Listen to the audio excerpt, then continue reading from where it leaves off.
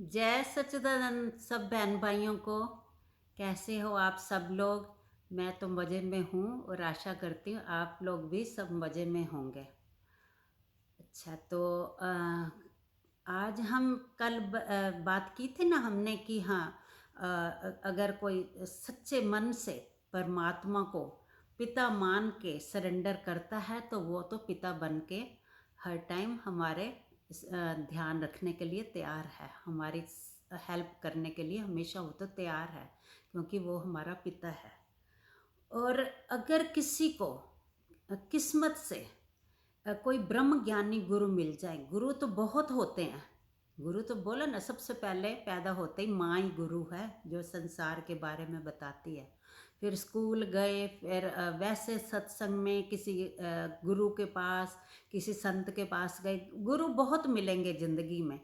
पर सतगुरु जो सत्य का ज्ञान दे कि तुम कौन हो, जिसने खुद अपने अंदर खोज की फिर तुम्हें भी खोज करवाई, तो वैसा गुरु अगर किसी को भाग्यों से मिल जाए तो वो तुम्हें सत्य का ज्ञान देगा। और तुम्हें अगर तुम्हारे अंदर तुम इच्छुक हो तो तुम्हें तुम्हारे अंदर वो योग्यता देख के तुम्हें ज्ञान दे देता है। तो ज्ञान तुम्हें हो गया तो ज्ञान तो हो गया, पर अगर फिर वो उस ज्ञान के साथ अगर अंदर ये आ जाए कि मैं तो बहुत ऊंचा हो गया हूँ, मुझे तो अपनी आत्मा का, अपने अंदर का पूरा ज्ञान हो गया कि मैं कौन हूँ, और बाकियों की तरफ वो उनको नीची नज़र से देखना शुरू कर दे कि ये तो सारे ऐसे ही हैं, इनको तो कुछ समझ नहीं है, इनको पता ही नहीं है, अपने ज़िंदगी का उद्देश्य नहीं पता। तो वो, क्योंकि हमें तो सतगुरु किस्मत से मिल गए ना, वो भी परमात्मा की कृपा से ही सतगुरु मिलते हैं, सौभाग्यों से, सबको नहीं मिलते। तो अगर हमें मिल गए हैं तो हमें ये नहीं सोचना चाहिए कि हम ऊंचे हो गए, नहीं, उसने ऊंचा बनाया।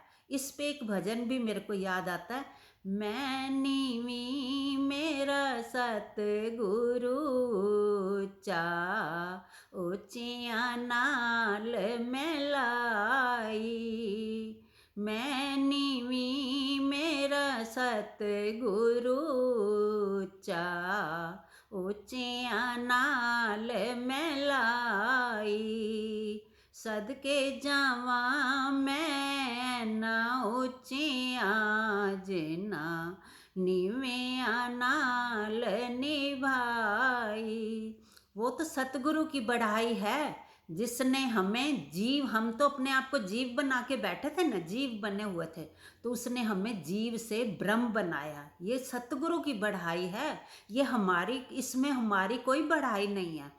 पर फिर भी कईयों में ना आ जाता है, अहंकार आ जाता है कि हम तो बहुत ज्ञानी हो गए, हमें तो सब कुछ पता है, बाकी सब तो बेकार हैं, बाकी सब तो नीचे हैं, ये तो ना समझ हैं, इनको कुछ पता नहीं।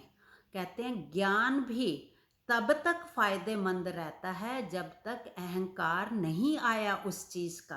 देखो ज्ञानी तो रावण कितना था ना, कितने वेद ग्रंथ उसने पढ़े थे, हजारों लाखों साल उसने एक पैर पे खड़े होकर तपस्या करी थी, उसने कितनी तपस्या की थी, ज्ञान तो उसने प्राप्त किया, पर एंड में क्या उसका रिजल्ट निकला ये तो सबने देखा ना। कितना हजारों सालों से हम देखते सुनते आ रहे हैं ना कि हाँ, अहंकार हुआ तो वो ज्ञान जहर बन गया उसके लिए। उस अहंकार ने, ज्ञान के अहंकार ने भी, ज्ञान तो ठीक था पर ज्ञान के साथ जब अहंकार आ गया ना, तो उससे क्या उसका धन माल, सोने की लंका बना के बैठा था, सब कुछ जल फूक गया। इतने हजारों नाती पोते, क्या क्या था परिवार, सारा परिवार भी नष्ट हो गया। और कितना अपने आप को बलवान, जैसे कल कहा ना, इन तीन चीज़ों का जिसे अहंकार होता है, तो बलवान भी कितना था, इन तीन चीज़ों का उसने अहंकार किया था ना, तो क्या एंड हुआ। ये अहंकार बड़ी सूक्ष्म चीज़ है, पता भी नहीं चलता कि इंसान को कब अहंकार आ गया, तो उसका क्या हाल हुआ। तो इस ऐसे अगर ज्ञान के साथ अहंकार आया तो वो जहर है, वो ख़त्म कर देगा तुम्हारे ज्ञान को, तो ख़त्म करेगा ही करेगा, बाकी सब भी तुम्हारा ख़त्म, जीवन तुम्हारा नष्ट हो जाएगा उसमें, और जो तुमने इकट्ठा किया था ना, बनाया था, वो भी ख़त्म हो जाएगा। अहंकार ऐसी चीज़ है। और अगर दूसरी तरफ देखो, अगर ज्ञान के साथ, ज्ञान क्या चीज़ है कि अपने अंदर का पता चलना कि मैं कौन हूँ, फिर दूसरों के अंदर भी, हर शरीर में, हर कण कण में परमात्मा है ना, तो दूसरे शरीरों में भी, सिर्फ इंसान नहीं, जानवर, पशु पक्षी, कीड़े मकोड़े, हर शरीर में फिर वही, जब वही दिखने लग जाता है ना, तो उसके अंदर वो नम्रता आ जाती है। नम्रता भी क्यों? ये नेचुरल है, ये सहज स्वभाव होगा, क्योंकि हम जो हम हैं, हमें दूसरों में भी वही दिख रहा है। जब हमें दूसरों में भी वही दिख रहा है, तो हम सारे एक से हो गए, सब बराबर हो गए। तो फिर हम किसको ऊंचा नीचा कहेंगे या किसके आगे अहंकार करेंगे? फिर अहंकार तो आएगा ही नहीं। फिर अंदर अपने आप नेचुरली नम्रता आ जाती है, काइंडनेस। दूसरों के साथ भी हम वैसे ही करेंगे जैसे हम खुद के साथ चाहते हैं, इतने नम्र हो जाएंगे।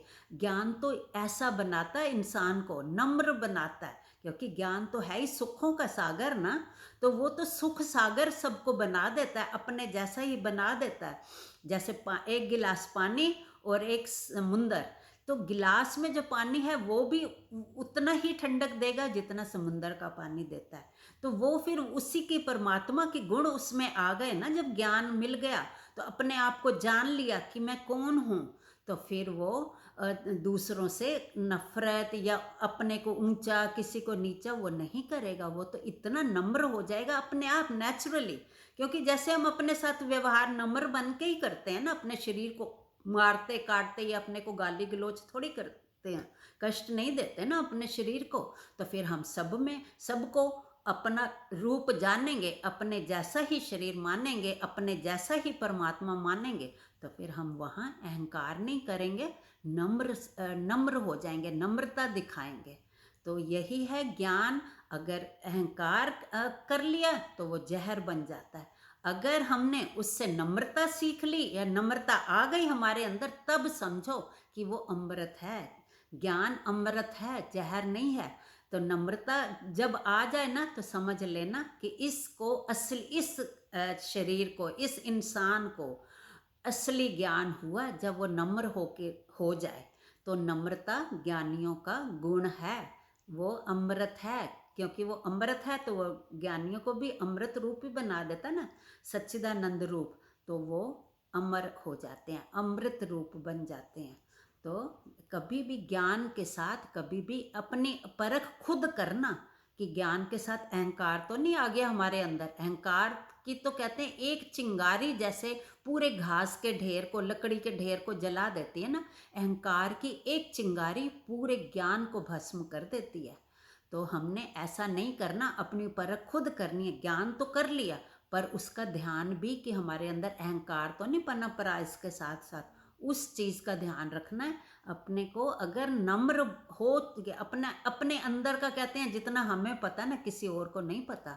दूसरा तो ऊपर का देखेगा स्वभाव या जो भी ऊपर से हम क्या कर रहे हैं, पर अंदर से हम क्या कर रहे हैं वो तो हम सिर्फ और सिर्फ हम ही जानते हैं कि अंदर से हम क्या हैं। जब अंदर से पता चलना शुरू हो जाएगा ना कि नहीं, अहंकार नहीं, अहंकार किस बात का, सारे जब एक से हैं तो अहंकार की, वो भी तो हमारे जैसे ही है ना, तो ऊंच नीच तो है ही नहीं, अहंकार फिर नहीं आएगा। तो जब हमें लगे कि हाँ अब हम सब से दिल से प्रेम करने लग गए हैं, जैसे अपने साथ प्रेम करते हैं दूसरों के साथ भी वैसा ही हम प्रेम कर रहे हैं, तब नम्रता अंदर पैदा होगी, तब वो ज्ञान का असली फायदा होगा। तो इसलिए अपनी परख, ज्ञान करने के बाद भी अपनी परख हम खुद ही कर सकते हैं, कोई दूसरा नहीं।